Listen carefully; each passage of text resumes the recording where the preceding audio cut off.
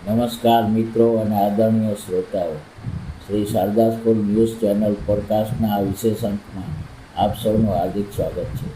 આજે આપણે એક એવી વિભૂતિ વિશે વાત કરવા જઈ રહ્યા છીએ જેમના વિચારો આજે પણ કરોડો લોકો માટે દીવાદાંડી સમાન છે. ભારત રત્ન ડૉક્ટર બાબા સાહેબ આંબેડકર.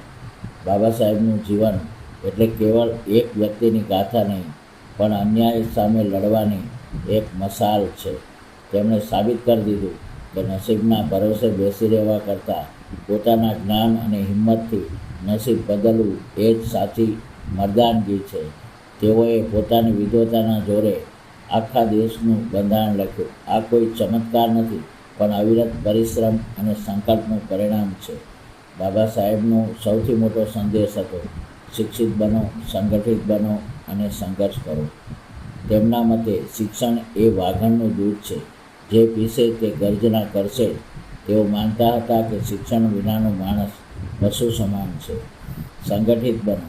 ભલે આપણે ગમે તેટલા હોશિયાર હોઈએ, પણ જો એકતા નહીં હોય તો સમાજ ક્યારેય પ્રગતિ નહીં કરી શકે.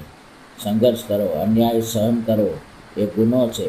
તમારા હક માટે અવાજ ઉઠાવો એ તમારી નૈતિક ફરજ છે.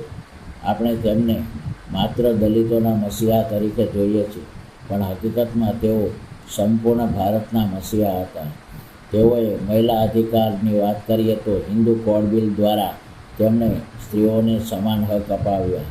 મજૂર કલ્યાણની વાત કરીએ તો આજના સમયમાં જે 8 કલાકની નોકરીનો સમયગાળો છે તે બાબા સાહેબની દેન છે.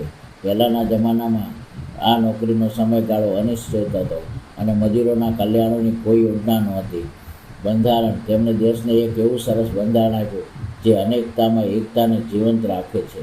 આજે જ્યારે Shri Sharada school news podcast દ્વારા આ વાત કરીએ છીએ, ત્યારે એક વિદ્યાર્થી તરીકે આપણે એ શીખવાની જરૂર છે કે મુશ્કેલીઓ તો આવશે જ, પણ રસ્તો આપણે પોતે બનાવવાનો છે. બાબા સાહેબ કહેતા, જીવન લાંબુ હોવાને બદલે મહાન હોવું જોઈએ. ચાલો આજે આપણે સંકલ્પ કરીએ કે આપણે માત્ર ડિગ્રીઓ મેળવવા માટે નહીં, પણ સમાજમાં પરિવર્તન લાવવા માટે ભણીશું. જાતિપાતિના ભેદભાવ ભૂલીને એક રાષ્ટ્ર તરીકે આગળ વધીશું. જય હિન્દ.